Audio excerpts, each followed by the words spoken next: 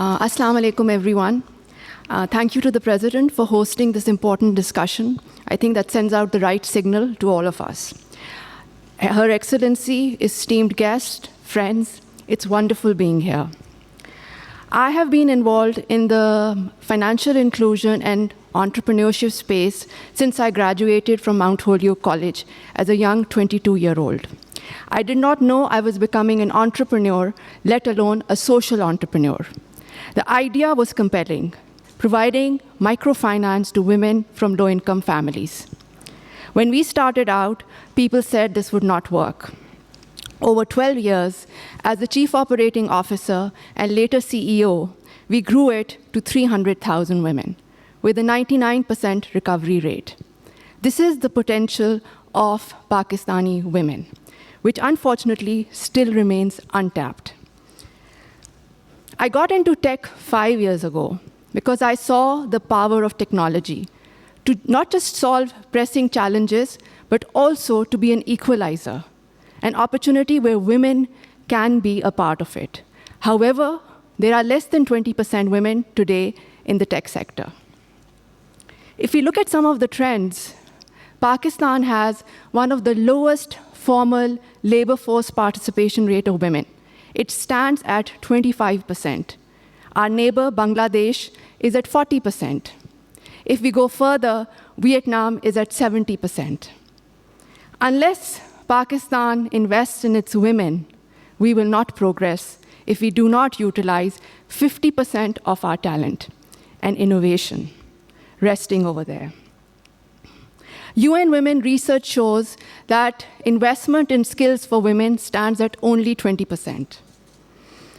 We saw the potential of technology being highlighted in the presentation earlier.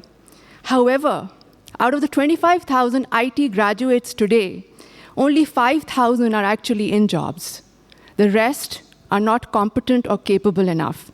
Because unfortunately, what is being taught in our universities and academia is not in sync with what are the tech needs of today.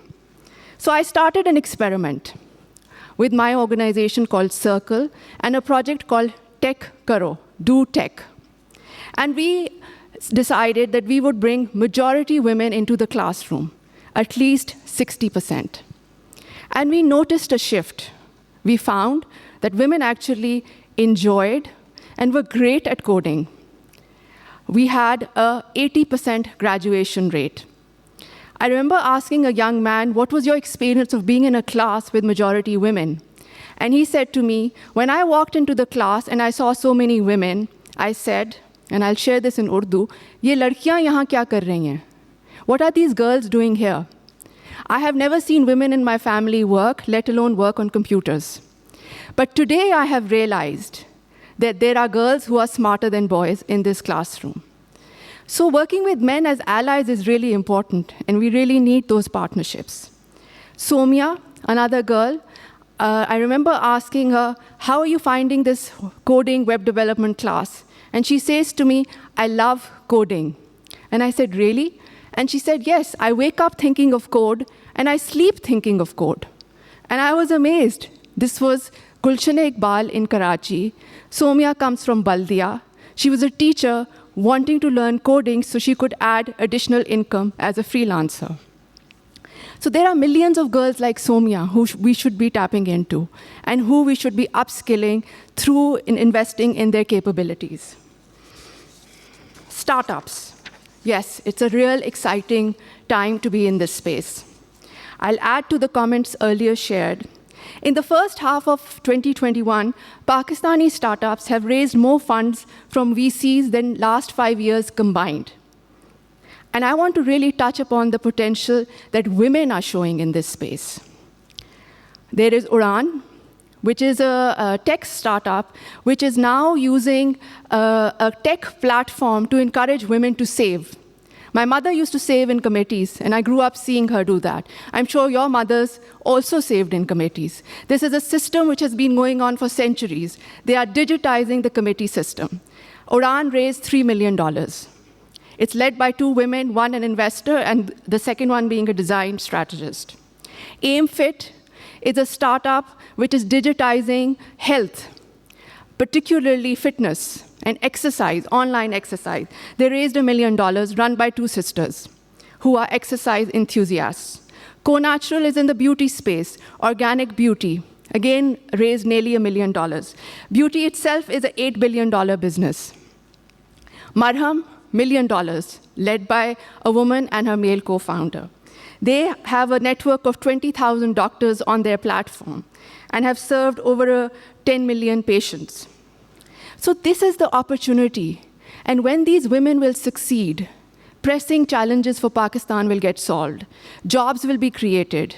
Better services will be promoted. And we will have inclusive growth.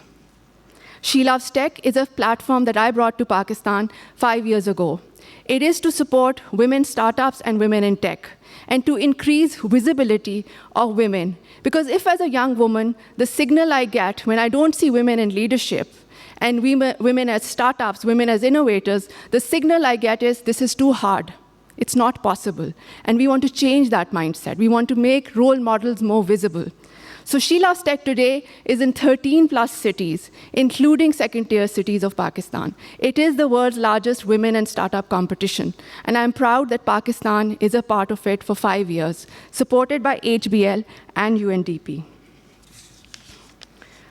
I would also like to talk about one of the greatest inventions that I see of today's times, smartphone. So smartphones are now a gateway to skills, to connections, to knowledge, to digital communities. You and I can't really live without it. But there are millions of women in Pakistan who do not have access to smartphones, whether it's the pricing or as simple as they don't know how to use it. So under the pandemic, with UN Women's support, we came up with a digital literacy project. And we worked with 400 women as a test case, teaching them how to use a smartphone, Google Maps, how to check your data, email IDs, Facebook, Insta for business. And I still remember this one woman saying, I thought only big people have email IDs, and today I have one. So women are 38% less likely than men to own a mobile phone. They are 49% less likely to use mobile internet. These are figures for Pakistan. 94% less likely to have mobile wallets. Why is that? Because women's access to mobile phones and to internet is not considered positive by their families. We should actually be running massive campaigns on TV, radio, social media to change mindsets, because access to a smartphone can actually create economic opportunities for women. We have women who are working with us who are now earning 5K, 10K more per month through digitizing their small business, through creating Facebook, social media pages for their business. Women further state that access to a mobile phone, 60% women said, makes them feel safer. 53% said it helps them enable access to important information that they would not have otherwise. So digital literacy, as I see it today, is actually a basic human right. So what should we do next? My recommendation would really be invest in digital skills massively. Look at digital access and internet as a basic human right, and make sure women are a part of it. Invest in digital infrastructure across the country. Affordable, low-cost smartphones, very important. Allow freelancers to be no taxes, and take a long-term view. Thank you so much.